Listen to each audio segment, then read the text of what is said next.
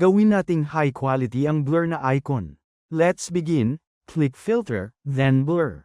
Select Gaussian Blur. Gawin nating 6.0 ang radius. Duplicate layer. Hide ang unang layer. At i-click ang huling layer. Click ang adjustment layer at piliin ang curve. At laruin ang curve's properties.